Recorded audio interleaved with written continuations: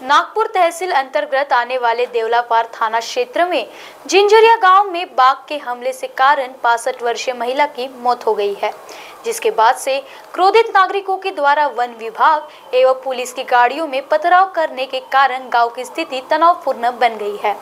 देवलापार पवनीश परिक्षेत्र से 3 किलोमीटर दूरी पर स्थित जिंजरिया गांव में दोपहर लगभग 11:30 बजे एक युवक को बाघ दिखाई दिया, जिसकी जानकारी स्थानीय नागरिकों के वन विभाग एवं अधिकारियों को दी, परंतु वन विभाग के किसी प्रकार की कार्रवाई नहीं की, जिसके बाद बाघ के द्वारा शाम लगभग 11:30 बजे जिंजरिया निवासी 65 वर्षीय मीता कुमारे पर हमला कर दिया, जिससे महिला की घटनास्थल पर ही मौत हो गई। प्रकरण को लेकर देवलापार पुलिस पहुंची, जिसमें नागरिकों के द्वारा पुलिस दल पर भी हमला कर दिया, जिसमें देवलापार पुलिस की गाड़ी भी क्षतिग्रस्त हुई है। इस प्रकरण को लेकर रामटेक सांसद श्याम कुमार बर्वे, चीफ सदस्यता शांता कुमारे आदि ने गांव पहुंचकर गांव के नागरिकों को शांत किया तथा सांसद के हस्तक्षेप के कारण तत्काल प्रभाव से पीड़ित परिवार को 5 लाख रुपए की आर्थिक सहायता प्रदान की गई तथा 15 दिन बाद 20 लाख की और मदद की जाएगी। वाणिज्य मानव संघर्ष को लेकर मंगलवार को सांसद श्याम कुमार बर्वे सहित वन विभाग एवं जिला अधिकारी के साथ संयुक्त बैठक का आयोजन भी किया गया है। देवलापार या आदिवासी बहुल भागामध्ये दिवसेंदिवस वन्यजीव संघर्ष हा वाढत चालला आहे। आतापर्यंत 3 ते 4 लोकांच्या याला बळी पडलेले आहेत। कालसुद्धा खासदार साहेबांनी आदरणीय केदार साहेबांनी तिथे भेट दिलेली आहे।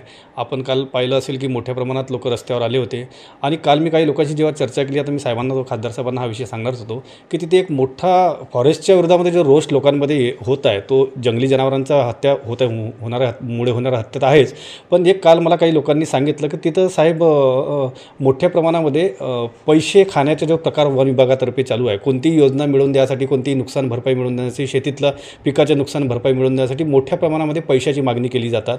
त्याच्यामुळं वन विभागाच्या विरोधामध्ये लोकांमध्ये हा रोष आहे आणि त्याच्यामुळे लोक मोठ्या प्रमाणात रस्त्यावर पडतात। परवाच्या रात्री जी घटना घडलेली आहे त्यामध्ये लोकांच्या फॉरेस्ट डिपार्टमेंटच्या विरोधात खूप आक्रोश बघायला मिळाला। त्यांनी काही गाड्या, काही फॉरेस्ट डिपार्टमेंटच्या लोकांवर हमला झालेला आहे, कारण की वारंवार वाघाच्या हल्ल्यामध्ये जीव जात आहे। मागील 1-2 महिन्यामध्ये 14 लोक बळी पडलेले आहे। त्यामुळे ग्रामीण भागातल्या आणि आदिवासी भागातल्या लोकांची भावना चिघळलेली आहे आणि त्याचमुळे असे प्रकार घडत आहे। त्याकरिता काल त्यांनी मोठं आंदोलन केलं होतं।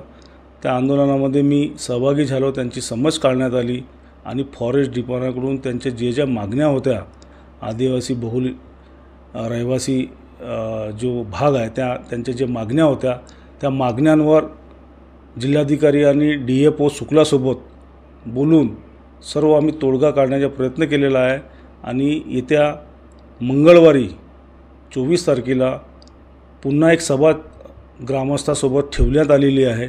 त्या सभेमध्ये जे समस्या आहे त्यांना फॉरेस्ट डिपार्टमेंटकडून आणि वन्यजीव प्राण्यांसोबत कसं त्यांच्या उदरनिर्वाह झाला पाहिजे, त्याकरिता आम्ही एक चांगलं तिथं नियोजन करणार आहोत, जेणेकरून भविष्यात कोणाचे बळी गेले नाही पाहिजे, त्याकरिता आम्ही पूर्ण प्रयत्न करणार आहोत। महाराष्ट्र टीवी 24 के लिए ब्यूरो रिपोर्ट। आँखों की संपूर्ण देखभाल के लिए मध्य भारत का जाना माना नाम माधव नेत्रालय।